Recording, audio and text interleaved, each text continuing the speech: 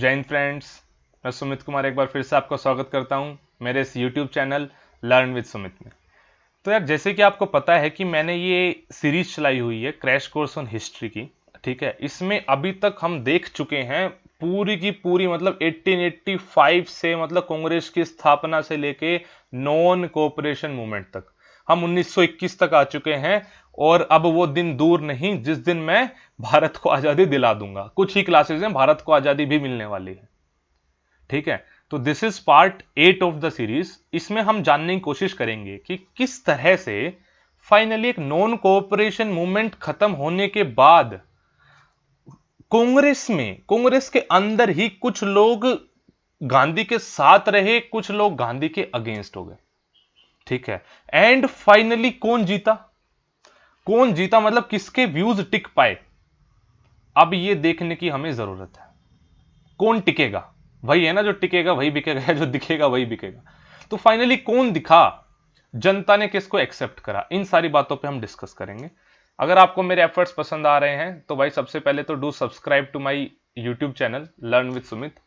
अगर आपको मेरी क्लासेस की पीडीएफ चाहिए तो आप मुझे टेलीग्राम पे भी फॉलो कर सकते हैं। टेलीग्राम पे भी मैं लर्न विद सुमित के नाम से ही अवेलेबल हूं। वहां पे मैं पीडीएफ, रेगुलर क्विजेज, मेरी फ्री क्लासेस के लिंक और भी बहुत सारी ऐसी चीजें जो आपके काम की हैं, बहुत ही ज्यादा काम की है, आप वहां पे definitely you can get there. ठीक है, तो चलो अब क्लास को स्टार्ट करते हैं, आज के टॉपिक को स्टार्ट करते हैं। भाई, मैंने आपको पूरा एक समझाया कि किस तरीके से, क्या वो रीजंस थे गांधी ने इतनी बड़ी मूवमेंट को वापस लिया। कितनी बड़ी मूवमेंट, इतनी बड़ी कि मतलब लोगों को लग रहा था कि अगर गांधी मूवमेंट वापस ना लेते तो भाई साहब आजादी तो तभी मिल चुकी थी, इतना लेट हमें रुकने की जरूरत ही नहीं थी। ये लग रहा था लोगों को। इतनी बड़ी मूवमेंट को गांधी ने एकदम से वापस ले लिया। इस चीज को लेके हुआ क्या, मैं बताता हूं हुआ क्या। जो चीज यहां पे नहीं लिखी हुई मैं बताता हूं। वो मूवमेंट मैंने आपको बताया था because of Ali brothers and because of खिलाफत इशू। ऐसी मूवमेंट थी जिसमें भारत का हिंदू और मुस्लिम एक स्टेज पे आके लड़ा था। इसके बाद से कभी भी किसी भी मूवमेंट में भारत का हिंदू मुस्लिम इतनी एकता ना दिखा पाया। एंड इसका रिजल्ट आपको पता ही है कि इतना दूरियां इतनी ज्यादा बढ़ गई, सनम, दूरियां इतनी ज्यादा बढ़ गई कि अल्टीमेटली एक दूसरा देश हमें बनाना पड़ा जिसका नाम पाकिस्तान था। तो क्या मतलब उसकी शुरुआत नॉन कोऑपरेशन मूवमेंट से हुई? कहना गलत नहीं है, सही ही है। मतलब मुस्लिम्स को लगा कि जैसे हमारे लिए तो कुछ था ही नहीं। वो बात अलग है कि जिस चीज के लिए वो लड़ रहे थे उस चीज की सक्सेसफुल के लिए हुए नहीं, बिकॉज खलीफा जो टाइटल था वहां के लोगों ने खुद ही हटा दिया था। लेकिन मुस्लिम्स चाह रहे थे कि इस मूवमेंट को ना रोका जाए, मेनली अली ब्रदर्स चाह रहे थे इस मूवमेंट को ना रोका जाए। गांधी जी ने उनके अगेंस्ट जाके मूवमेंट रोक दी। तो भाई साहब वो लोग चिढ़ गए कि नहीं जी, ये क्या मतलब बनता, आप तो मनमानी चलाते हो एंड ब्ला ब्ला, जो भी मतलब जिस भी टाइप की जो भी बात है। बात समझ में पा रहे हो आप? ये तो थी कांग्रेस के बाहर की बात। कांग्रेस के अंदर भी दिक्कत होने लगी। क्या दिक्कत थी? कुछ लोगों को गांधी का तरीका पसंद आ रहा था। उनका कहना था कि हां, गांधी जो कर रहे हैं सही कर रहे हैं, उनका मूवमेंट वापस लेना भी ठीक था। कुछ लोग गांधी के तरीके को नहीं समझ पा रहे थे। अल्टीमेटली मैं ये नहीं कह रहा कि कौन सही और कौन गलत, गांधी सही थे या दूसरी ग्रुपिंग गलत थी, लेकिन पॉइंट ऑफ अलग अलग पॉइंट ऑफ व्यू थे किसी भी चीज को देखने का। गांधी का कहना था कि यार, अगर आपको सरकार को क्रिटिसाइज करना है ना तो आप सरकार के बाहर रह के ही कर सकते हो।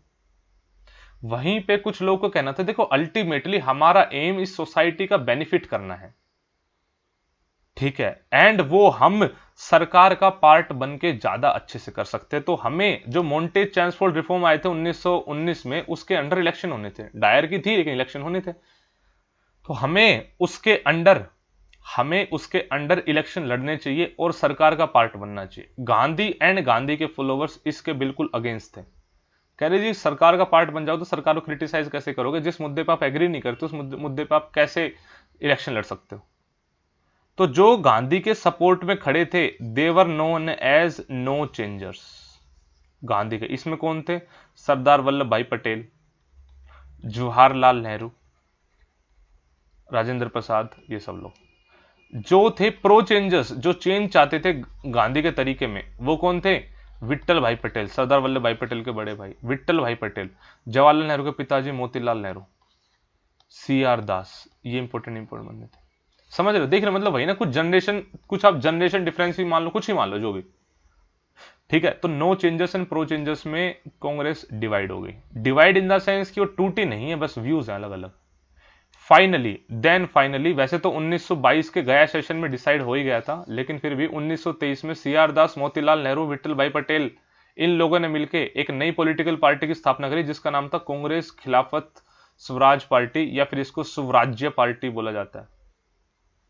अच्छा, ये पार्टी ना कांग्रेस के अंदर ही थी, कांग्रेस के बाहर टूटी नहीं थी, कांग्रेस अंदर ही थी। इन्होंने कांग्रेस के अंदर रह के, मतलब वही ना, कांग्रेस के अंदर भी अब व्यूज बदल रहे हैं। लोगों ने कहा भाई देखो, ऐसा ना, ऐसे बार बार टूटते रहोगे तो कोई फायदा है नहीं, अल्टीमेटली किसी का फायदा नहीं होना है, तो हमें एक साथ तो रहना ही पड़ेगा। हाँ ठीक है, आपका व्यूज ऐसा है तो आप कांग्रेस के अंदर एक और ग्रुपिंग बना लो, एंड फाइनली जो आप चाह रहे हो उस पर काम करो। कांग्रेस खिलाफत स्वराज्य पार्टी की गठन हुआ, एंड फाइनली इस पार्टी ने इलेक्शन लड़े, एंड कांग्रेस स्वराज्य पार्टी सबसे बड़ी पॉलिटिकल पार्टी बनकर निकली, एंड मोतीलाल नेहरू पहले इंडियन इलेक्टेड स्पीकर भी बने। पेपर का क्वेश्चन है, पहले इंडियन इलेक्टेड स्पीकर बने मोतीलाल नेहरू साहब। सी आर दास पहले elected chairman of Calcutta municipal corporation बने। जबरदस्त सक्सेस लग रही थी लोगों को, पता लग रहा था कि मतलब जैसे पता नहीं क्या ही बन गए हैं। लेकिन उसके बाद सी आर दास 1925 में चल बसे, उनके जाने के बाद, एंड जो बाकी लीडर्स थे उनकी भी उम्र हो रही थी, ठीक है, ऐसा नहीं था कि बिल्कुल रिटायरमेंट ले रही थी, बट स्टिल मतलब सी आर दास का इन्फ्लुएंस सबसे ज्यादा था पार्टी में, एंड वही चल बसे। उनके चल बसने के बाद पार्टी बिखर गई, एंड जो अलग से काम कर रहा था वो काम खत्म हो गया।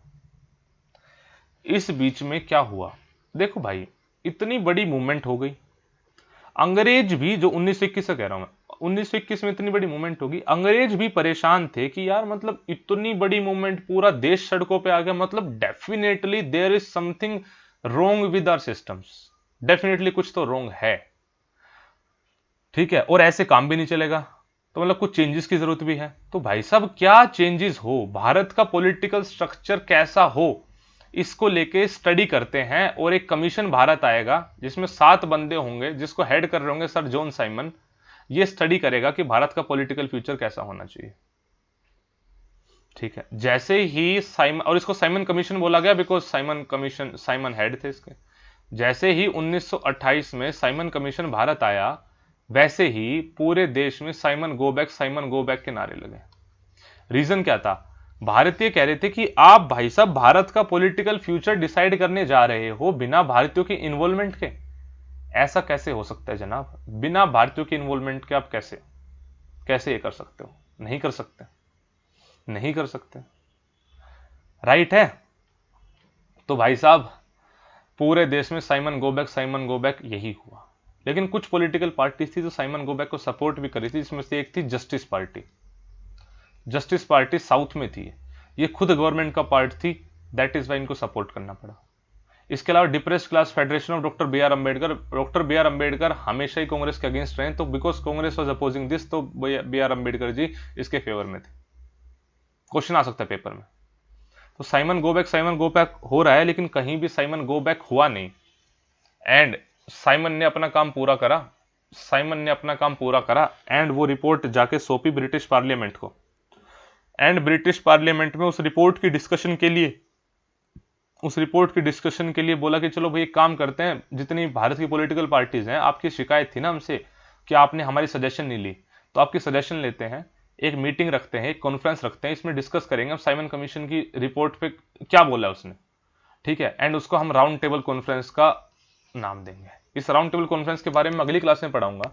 एक और इंपॉर्टेंट पॉइंट ये है कि लाला लाजपत राय इसी टाइम पे एक भीड़ में थे, एंड उस भीड़ पे लाठी चार्ज कर दिया गया। उसी भीड़ में हमारे प्रिय भगत सिंह भी थे, ठीक है। उन्होंने जब भीड़ पे लाठी चार्ज देखा और अपने गुरु को पिटते हुए देखा, एंड फाइनली मतलब वहां पे तो नहीं मरे लाला लाजपत राय, उनको वहां पे इंजरीज आई, एंड वो हॉस्पिटल में एडमिट हुए, मरे तो वो हार्ट अटैक से। लेकिन अपने गुरु को जब ऐसे मरते हुए देखा, ऐसे पिटते हुए देखा, तब उन्होंने डिसाइड करा था भगत सिंह ने कि मैं एक रिवोल्यूशन लीडर बनूंगा। एंड आप फिर रेस्ट इज हिस्ट्री, आप जानते हो कि क्या कुछ नहीं करा भगत सिंह ने, क्या कुछ नहीं करा। ठीक है, वो यहां से मोटिवेट हुए थे, साइमन गोबैक से उनका रिलेशन ऐसे है। मैं उम्मीद करता हूं कि आपको मेरे एफर्ट्स पसंद आ रहे हैं। अगर एफर्ट्स पसंद आ रहे हैं तो भाई साहब प्लीज जाके सब्सक्राइब करो मेरे यूट्यूब चैनल को जहां पे आप वीडियो देख रहे हो। इसके अलावा आप टेलीग्राम चैनल पे भी मुझे फॉलो कर सकते हो, लर्न विद सुमित, इस क्लास की पीडीएफ वगैरह अगर आपको चाहिए हो तो।